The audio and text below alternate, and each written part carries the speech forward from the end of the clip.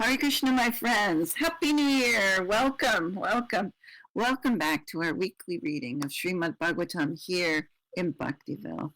I hope that your new year has started out well and that your life continues to be enriched with Bhakti this year and every year.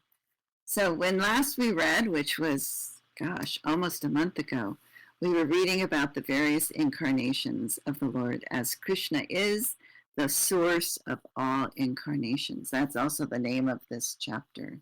So we'll continue with that. We're at text 19 of the First Canto, chapter 2. That's on page 182 of the PDF or page 155 of the book. But before we get started, let's offer our obeisances to Srila Prabhupada and then chant those verses we sing before the reading of Bhagavatam. So, Nama Om Vishnu Padaya Krishna Prashtaya Bhutale Srimati Bhaktivedanta Swaminiti Namane. I offer my respectful obeisances unto His Divine Grace, A.C. Bhaktivedanta Swami Prabhupada, who is very dear to Lord Krishna, having taken shelter at His lotus feet. And to all the devotees, Vanchakalpa Tarubhyascha, Kripasindhu Bhyevacha, Patitanam Pavanebhyo, Vaishnavebhyo Namo Namaha. I also offer my respectful obeisances unto the Vaishnava devotees of the Lord. They are just like desire trees and can fulfill the desires of everyone. They are full of compassion for the fallen conditioned soul. So please accept my humble obeisances. Dr. Mimulus is going to move the pages along for us on the board. Thank you. All right, so let's sing these verses that we sing before we read Bhagavatam. Om Namo Bhagavate Vasudevaya. Om Namo Bhagavate Vasudevaya. Om Namo Bhagavate Vasudevaya. O my Lord, the all-pervading, personality of Godhead, I offer my respectful obeisances unto you. And here comes Kandita. Haribo, Haribo. Narayanam namaskritya, naram chaiva narottamam, devim sarasvatim vyasam, tatto jayam udirayet. Before reciting this Srimad Bhagavatam, which is the very means of conquest, one should offer respectful obeisances unto the personality of Godhead Narayana, unto Narayana Rishi, the supermost human being, unto Mother Saraswati, the goddess of learning, and unto Srila Vyasadeva, the author. Shinvatam Svakata Krishna, Punya Shravana Kirtana, Vidyanta Stohya Bhadrani, Vidunoti Surit Satam. Sri Krishna, the personality of Godhead, who is the Paramatma, the Supersoul in everyone's heart, and the benefactor of the truthful devotee, cleanses desire for material enjoyment from the heart of the devotee who has developed the urge to hear his messages, which are in themselves virtuous when properly heard and chanted. Nashta prayeshva bhadreshu nityam bhagavata sevaya bhagavati uttama shloke bhaktir bhavati naishtiki. By regular attendance in classes on the Bhagavatam and by rendering of service to the pure devotee, all that is troublesome in the heart is almost completely destroyed, and loving service unto the personality of Godhead, who is praised with transcendental songs, is established as an irrevocable fact. All right, so we are going to go on to plate 12, and it's not too far past that little table that I made. I think it's there. Yeah, leave it right there. Thank you. All right, so we are on page 182 of the PDF, or 155 of the book. Hare Krishna Kandita, so nice to see you. Dandavat Pranams. Happy New Year. Hey, Hari. Haribol! Happy New Year! Yay. Please All accept right. my humble obeisances. Haribol. All right, so let's get started. We are, oops, and I'm not quite there. I was reading, and left my cursor where I was reading. All right, so page 182 of the PDF or page 155 of the book, text 19. It's actually the very next page. So we'll do call and response, word for word first, and then we'll chant it all together. Panchadasham Nakam Panchadasham Vamanakam Vitvagad Advaram Balahe Vitvagad Advaram Bale Adotrayam Yachamanaha Padatrayam Yachamanaha. I think someone has their mic on.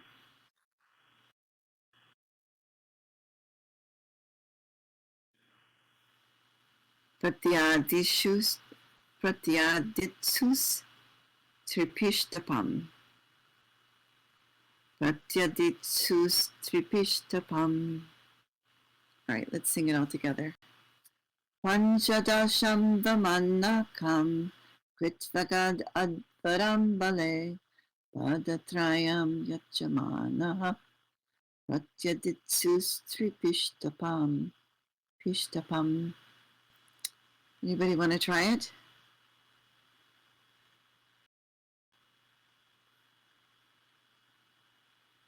No? Okay. I don't know. I lost track where you are. We're in First Canto. What was the chapter and Chapter, text number? actually, it's chapter 3. 3. Okay. Right. And I'm going to look at it on the database. So, chapter 3. Different version than what we're reading, but go ahead. Well, I know that, but this is just easier for me. Oh, I still have to get to it. So, Okay, we'll skip for now. Catch up next. Okay, word for word. Panchadasham, the 15th in the line. Vamanakam, the dwarf Brahmana. Kritva, by assumption of. Agat, went. Advaram, arena of sacrifice. Balahe, of King Bali. Padatrayam, 3 steps only. Yachamanaha, begging. Pratyaditsu, willing at heart to return. Tripishtapam, the kingdom of the 3 planetary systems. And the translation by Srila Prabhupada. In the 15th incarnation, the Lord assumed the form of a dwarf Brahmana, and visited the arena of sacrifice arranged by Maharaj Bali. Although at heart he was willing to regain the kingdom of the 3 planetary systems, he simply asked for a donation of 3 steps of land. Purport. The Almighty God can bestow upon anyone the kingdom of the universe from a very small beginning, and similarly, he can take away the kingdom of the universe on the plea of begging a small piece of land. I think that purport in itself is just like, put that on your wall. It's just true about everything. Text 20, call and response.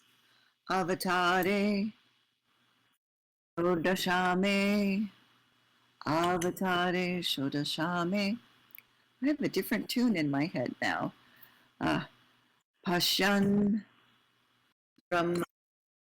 Brahmadruho, An, Pashan Brahmadruho Nripan, Rishapta, Vito, Trishapta Kritva Kupito Nikshatram Akaron Mahim Nikshatram Akaron Mahim. All right, all together. Avatare Sodasame Pashan Brahma Druho Nripan Trishapta Kritva Kupito Nikshatram Akaron Mahim. Now, Kandita, you can chant if you like. Jai. Okay. Avatare Sodashame Pashyan Brahma Druho Nripan Trisapta Kritva Kupito Nikshatram Akaron Mahim. Yay! All right. Oh, word for word. Avatare, in the incarnation of the Lord. Shodashame, 16th. Pashan, seeing. Brahmadruha, disobedient to the orders of the Brahmanas. Nripan, the kingly order. Trisapta, thrice 7 times. Kritvaha, had done. Kupitaha, being engaged. Nihi, negation. Shatram, the administrative class. Akarot, did perform. Mahim, the earth. Thrice 7 times, so 21. Translation.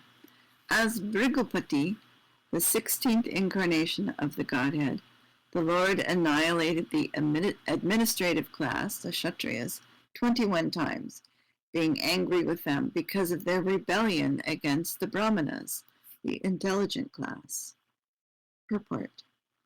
The Kshatriyas, or the administrative class of men, are expected to rule the planet by the direction of the intelligent class of men, who give direction to the rulers in terms of the standard Shastras, or the books of revealed knowledge. The rulers carry on the administration according to that direction. Whenever there is disobedience on the part of the Kshatriyas, or the administrative class, against the orders of the learned and intelligent Brahmanas, the administrators are removed by force from the posts, and arrangement is made for better administration. All right, text 21. Dr. Nunez has a comment. He says, did he, sorry, there was a typo there as I was stumbling over it. Did the Lord ever punish the Brahmanas? Yeah, I think so. Kandita, do you know of any stories? But I think for sure. Stories about the Brahmanas? I can't remember any just now. I can't think of any right offhand either. But we'll keep that in mind. Yes, Yeah. for Bhakti says, a Buddha who is in the at the end of this reading or the beginning of next week, there is something about Buddha. Yeah, so we will get to that. Yeah, because they were not following the Brahmanas, were not following the rules either. Text 21, call and response. Tatta saptadashe jataha. Tatta saptashe jat. Oops, let's start over on that one. Tatta saptadashe jataha. Next line. Satyavatyam parasharat. Satyavatyam parasharat. Chakre vedataro shaka. Chakre vedataro shaka. Last line. Drishtva pumsho upa medasaha. Drishtva pumsho upa medasa. All right. The whole thing all together. Tata sapta shejata satyavatyam parasharat Chakre Veda Taro Shaka Drishtva Pumsho Lapa Medasa. Kandita? Alrighty. Tata saptadashe jata satyavatyam parasharat chakre veda taro shaka drishva pumso pamedashaha. Excellent. All right, word for word. Tataha, thereafter. Saptadashe, in the 17th incarnation. Jataha, advented. Satyavatyam, in the womb of Satyavati. Parasharat, by Parashara Muni. Chakre, prepared. Veda Taroho, of the desire tree of the Vedas. Sakaha, branches. Drishtva, be seeing. Pumsaha, the people in general. Alpamedasaha, less intelligent. So Satyavati, I was reading this and it was like, wait a minute, there's something that has Satyavati in it. And it's the Tulsi prayer, right? It has Satyavatya Namo Namaha in it. So I found all this information about Satyavati. And I don't know if they're different people, but one was the grandmother of the Pandavas and the Kurus. But one section I found that there's a legend in Orissa, or Odisha as it's called now. Tulsi is the fourth incarnation of the goddess in Satya Yuga and was known as Satyavati. So lots of Satyavatis around, and here is one of them. Translation. Thereafter, in the 17th incarnation of Godhead, Sri Vyasadeva appeared in the womb of Satyavati, the wife of Parashara Muni, and he divided the one Veda into several branches and sub-branches, seeing that the people in general were less intelligent. When we get to this section here in the Bhagavatam, this is a fascinating section to me. So, remember, this is just kind of like the second chapter of Srimad Bhagavatam, a summary. This is the summary of the Bhagavatam, so we get a little bit of everything here at the very beginning. Purport. Originally, the Veda is one, but Srila Vyasadeva divided the original Veda into four, namely Sama, Yajus, Rik, Atharva, and then again, they were explained in different branches like the Puranas and the Mahabharata. Vedic language and the subject matter are very difficult for ordinary men. They are understood by the highly intelligent and self-realized Brahmanas. But the present age of Kali is full of ignorant men. Even those who are born by a Brahmana father are, in the present age, no better than the Shudras or the women. The twice-born men, namely the Brahmanas, Kshatriyas, and Vaishyas, are expected to undergo a cultural purificatory process known as samskaras. But because of the bad influence of the present age, the so-called members of the Brahmana and other high-order families are no longer highly cultured. They are all called Dvijabandhu, or the friends and family members of the twice-born. Excuse me. But these Dvijabandhus are classified amongst the Sudras and the women. Srila Vyasadeva divided the Vedas in various branches and sub-branches for the sake of the less intelligent classes, like the Dvijabandhus, Shudras, and the women. So I just want to say that here in Kali Yuga, everybody, that's everybody. Not just here, he's mentioning a more pristine era where there were differentiations like that. But now, everybody's stupid. Everybody's Dvijabandhu. Everybody. Text 22, and this is plate 12 that we have up on our board there of Rama.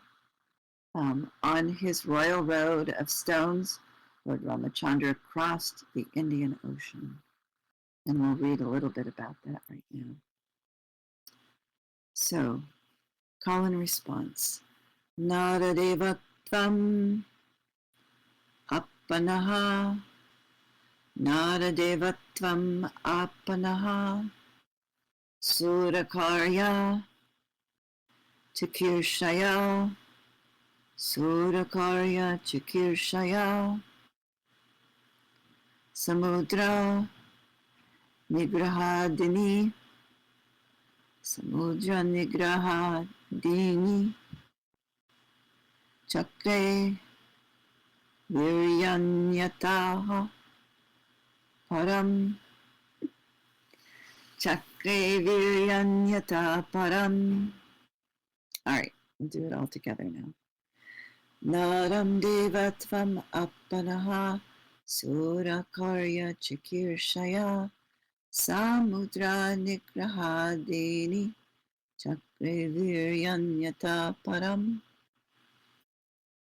Rita. Nada devatvam apana surya karya chakirshaya samudra nigrah hadini chakre viryanyata param. Perfect. So for folks at home, or if you're listening to this recording, you should also do this. So we're Pandita is our example, so you can chant along with her, or you can chant along with me. But do try it. It's a good challenge if you're not familiar with Sanskrit, as I am so not familiar. But I try. So everyone should try. It's good for your brain. It's good for you to hear it. So please try it. All right. So word for word. Nara, human being. Devatvam, divinity. Apanaha, having assumed the form of. Sura, the demigods. Karya, activities. Chikirshaya, for the purpose of performing. Samudra, the Indian Ocean. Nigraha adini, controlling, etc. Chakre, did perform. Viryani, superhuman prowess. Atta param, thereafter. Kandita says, oh, here Bhaktiville says, I'm doing it. FYI, good job. And Kandita says, these are easier verses for now. Practice makes perfect. Yes, just keep trying. All right, translation. In the 18th incarnation, the Lord appeared as King Rama. In order to perform some pleasing work for the demigods, he exhibited superhuman powers by controlling the Indian Ocean and then killing the atheist king Ravana, who was on the other side of the sea. Purport. The personality of Godhead Sri Rama assumed the form of a human being and appeared on the earth for the purpose of doing some pleasing work for the demigods, or the administrative personalities, to maintain the order of the universe. Sometimes great demons and atheists like Ravana and Hiranyakashipu and many others become very famous due to advancing material civilization by the help of material science and other activities, with the spirit of challenging the established order of the Lord. For example, the attempt to fly to other planets by material means is a challenge to the established order.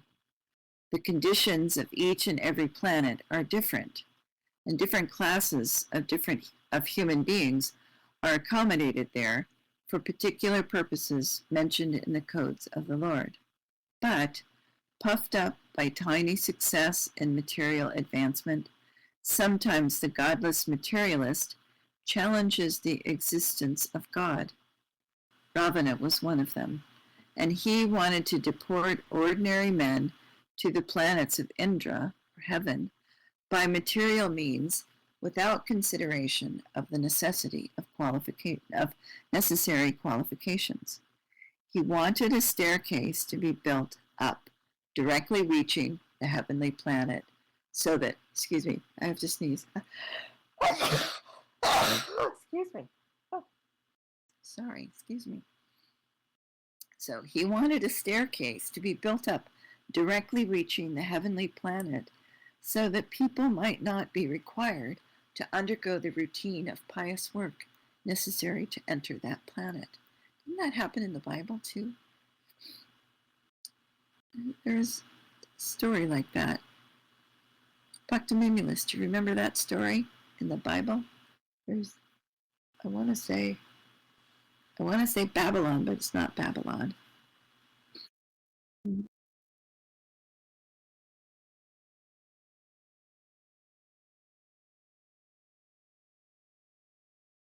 Right.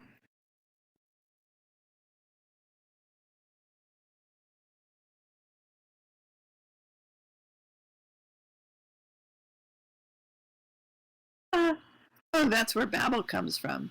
So Bhakti says the Tower of Babel, all languages. Haha, there it is. So it's a common theme. And,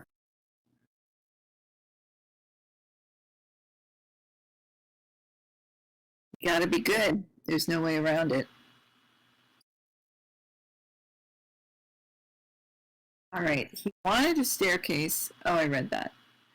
He also wanted to perform other acts against the established rule of the Lord. He even challenged the authority of Sri Rama, the personality of Godhead, and kidnapped his wife Sita. Of course, Lord Rama came to chastise this atheist, answering the prayer and desire of the demigods. He therefore took up the challenge of Ravana, and the complete activity is a subject matter of the Ramayana. Wonderful story, you should read it. Because Lord Ramachandra was the personality of Godhead, he exhibited superhuman activities, which no human being, including the materially advanced Ravana, could perform. Lord Ramachandra prepared a royal road on the Indian Ocean with stones that floated on the water. The modern scientists have done research in the area of weightlessness, but it is not possible to bring in weightlessness anywhere and everywhere. But because weightlessness is the creation of the Lord, by which he can make gigantic planets fly and float in the air, he made the stones, even within this earth, to be weightless, and prepared a stone bridge on the sea without any supporting pillar. That is the display of the power of God. I love that. Text 23, and here we're on to plate 13. So can we, there we go. Nope, yep. Krishna and Balaram appeared in the family of Vrishni, and by so doing, they removed the burden of the world. All right, so here we are, calling response.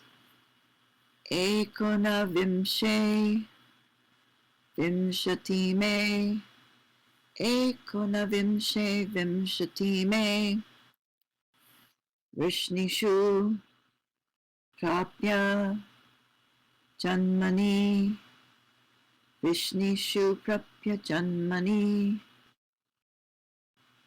Rama, Krishna Viti, Bhuvo, Rama Krishna Viti Bhuvo, Bhagavan Aharad Bharam, Bhagavan Aharad Bharam. All right, all together.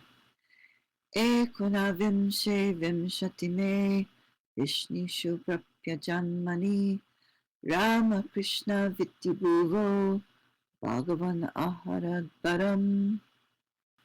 Kandita, would you like to sing this next one? Yes.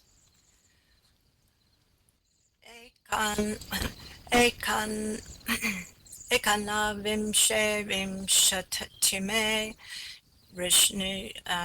Vrishnishu prapya janmani, Rama Krishna Viti Bhuvo, Bhagavan Aharad Bharam. All right, word for word. Ekuna Vimshe in the 19th. Vimshatime in the 20th also.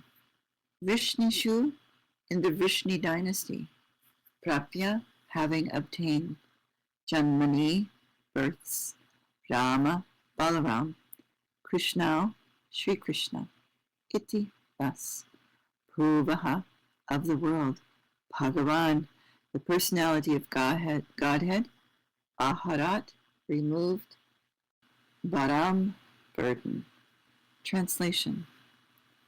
In the 19th and 20th incarnations, the Lord advented himself as Lord Balaram and Lord Krishna in the family of Vrishni, the Yadu dynasty, and by so doing, he removed the burden of the world. Purport.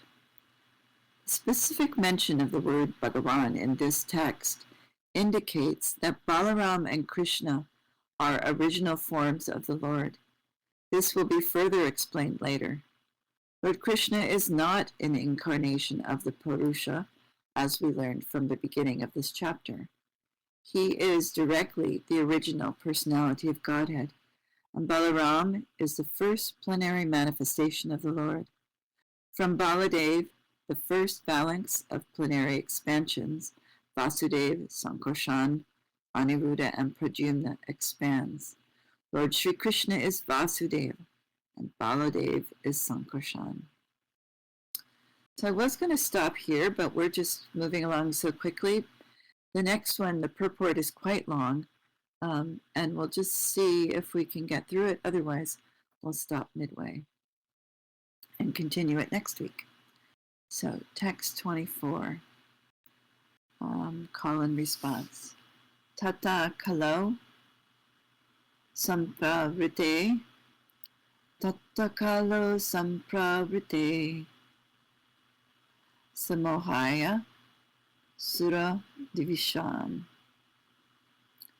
Samohaya sura divisham.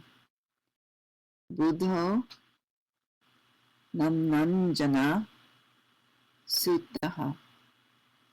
Buddho namnanjana sutta. Kikateshu bhavishyati. Kikateshu bhavishyati. All right, all together. Tatakalo sampravrite sammohaya sura divisham. Buddho namnanjana sutta.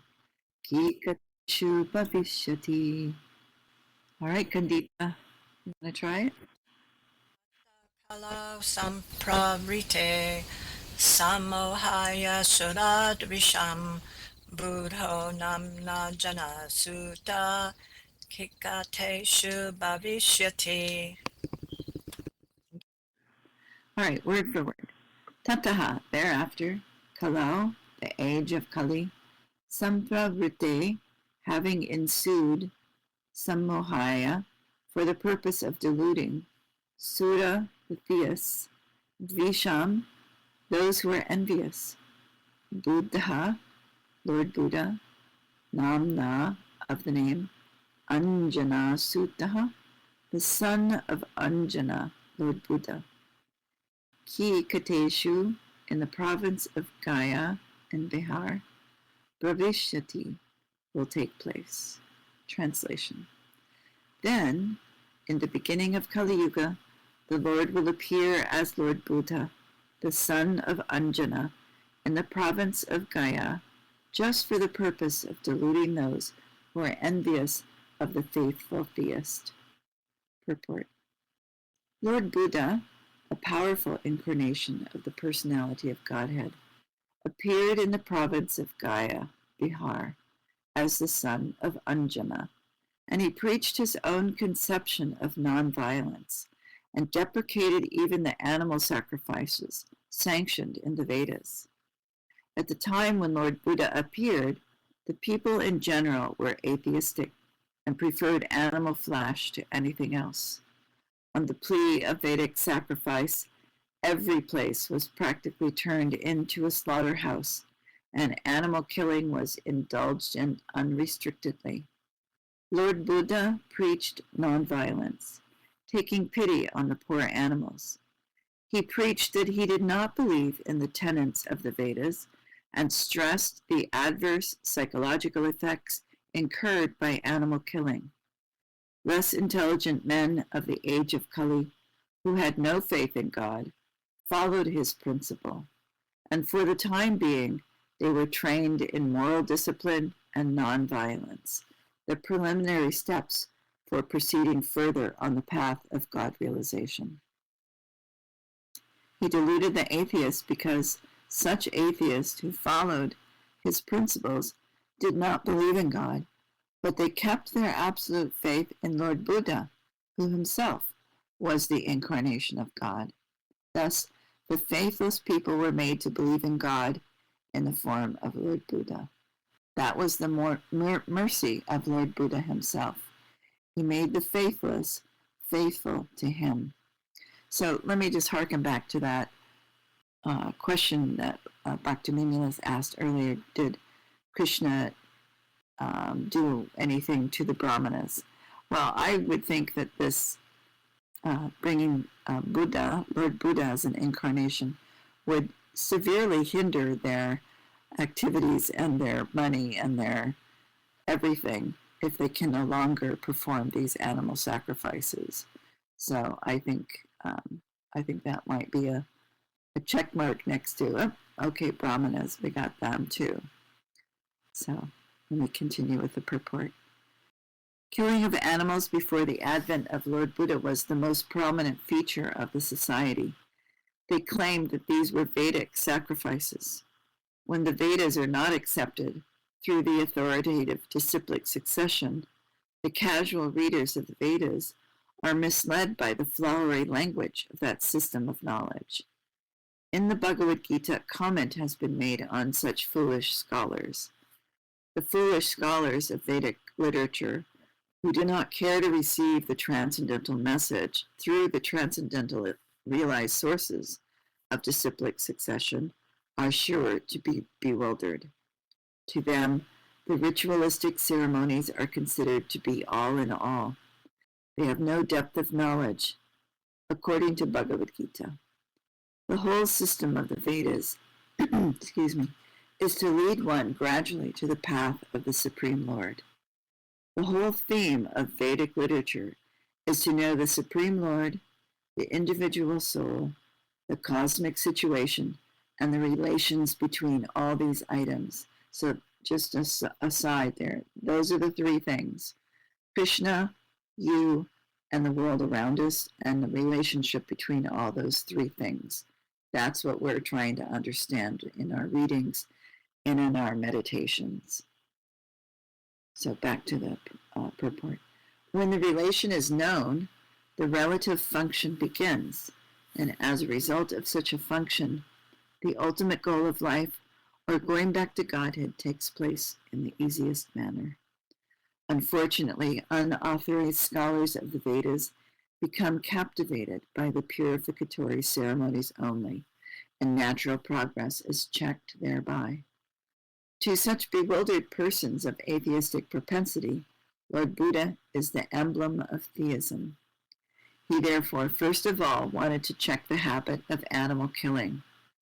The animal killers are dangerous elements on the path of going back to Godhead. There are two types of animal killers. The soul is also sometimes called the animal or the living being. Excuse me. Therefore, both the slaughter of animals as well as those who have lost their identity of soul are animal killers. Maharaj Parikshit said that only the animal killer cannot relish the transcendental message of the Supreme Lord. Therefore, if people are to be educated to the path of Godhead, they must be taught first and foremost to stop the process of animal killing, as mentioned above. And this is in italics. It is nonsensical to say that animal killing has nothing to do with spiritual realization. End of italics.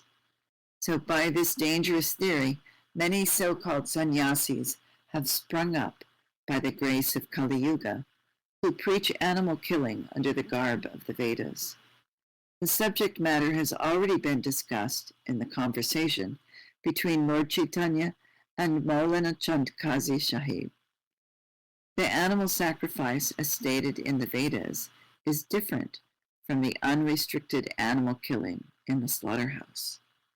Because the asuras, or the so-called scholars of Vedic literatures, put forward the evidence of animal killing in the Vedas, Lord Buddha superficially denied the authority of the Vedas. So Prabhupada here is saying the asuras, the demons, the people who are against the godly, he's calling those scholars asuras. So this rejection of the Vedas by Lord Buddha was adopted in order to save people from the vice of animal killing, as well as to save the poor animals from the slaughtering process of their big brothers who clamor for universal brotherhood, peace, justice, and equity. There is no justice when there is animal killing. Lord Buddha wanted to stop it completely, and therefore his cult of ahimsa was propagated not only in India, but also outside the country. Technically, Lord Buddha's philosophy is called atheistic because there is no acceptance of the Supreme Lord, and because that system of philosophy denied the authority of the Vedas. But that is an act of camouflage by the Lord. Lord Buddha is the incarnation of Godhead. As such, he is the original propounder of Vedic knowledge. He therefore cannot reject Vedic philosophy, but he rejected it outwardly because the Suradvisha, or the demons, who are always envious of the devotees of Godhead, try to support cow killing or animal killing from the pages of the Vedas. And this is now being done by the modernized sannyasis. Lord Buddha had to reject the authority of the Vedas altogether. This is simply technical, and had it not been so, he would not have been so accepted as the incarnation of Godhead. Neither would he have been worshipped in the transcendental songs of the poet Jayadev, who was a Vaishnava Acharya. So Jayadev wrote about the incarnations of Krishna, where we sing the song about Nrsingadev. There are all those verses about all the different incarnations that Jayadev has written in his Gita Govinda. So he preached the preliminary principles of the Vedas in a manner suitable for the time being, and so also did Acharya Shankaracharya, to establish the authority of the Vedas. Therefore, both Lord Buddha and Acharya Shankara paved the path of theism, and Vaishnava Acharyas, specifically Lord Chaitanya Mahaprabhu, led the people on the path towards a realization of going back to Godhead.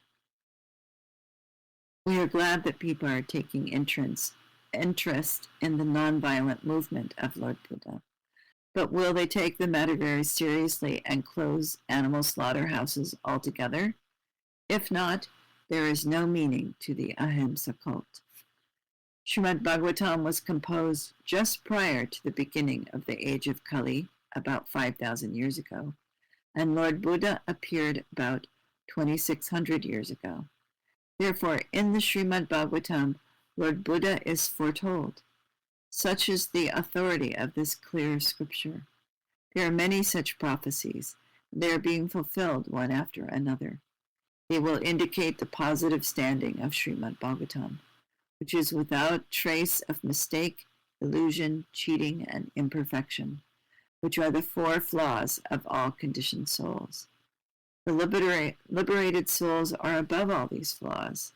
Therefore, they can see and foretell things which are to take place on distant future dates. We'll end there. We went over a little bit, but I knew we would if we got into that particular purport.